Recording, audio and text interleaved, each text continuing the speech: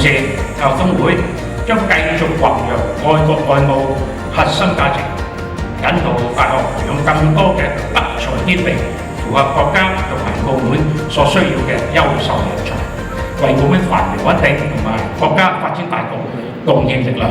未來大學將繼續堅守教育初心，提升教研水平，深化同各方嘅合作交流，為旅遊同服務業發展持續貢獻力量。多謝各位。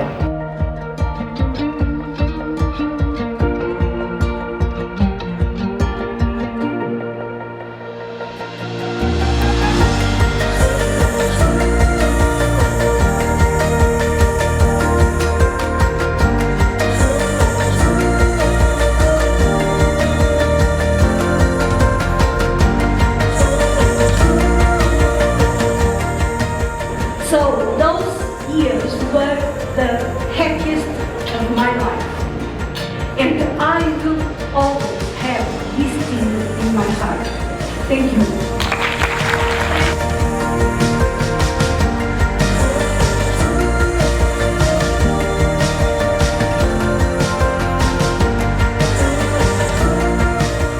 旅遊大學30歲生日快樂！